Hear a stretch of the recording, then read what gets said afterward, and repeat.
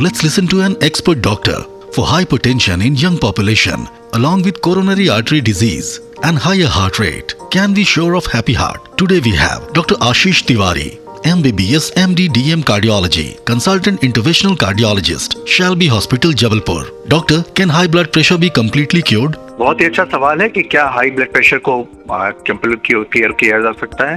तो 20 से 30% मरीजों को ब्लड प्रेशर की दवाई बंद की जा सकती है डाइट से और व्यायाम से, और इसी को शायद हाइपरटेंशन का क्योर बोलते हैं।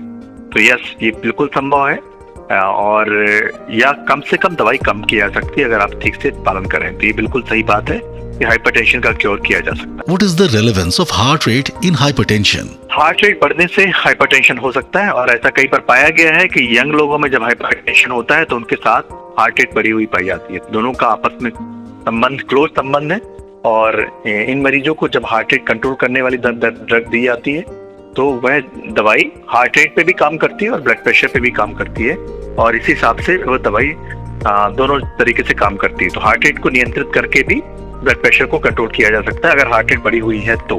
Doctor, what precautions should a patient take along with medications? Blood pressure के बारे में एक बहुत बड़ी भ्रांति है कि दवाई खाने से उनको दवाइयों की आदत पड़ जाती है, बट मेरा कहना यह है कि ब्लड प्रेशर कंट्रोल होना जरूरी है, चाहे वह दवाइयों के साथ हो या दवाइयों के बिना हो।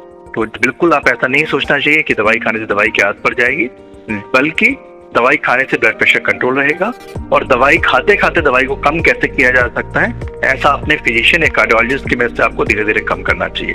अधिकांश मरीजों की दवाई 1 साल के अंदर काफी कम हो जाती है, और जैसे मैंने बताया 20 से 30% मरीजों की दवाइयां बंद भी हो जाती है। तो ब्लड प्रेशर की दवाई टाइम से खाएं, रेगुलरली खाएं, और अपने फिजिशियन की सलाह के बिना ब्लड प्रेशर की दवाई बंद ना करें। Thank you, doctor, for your time.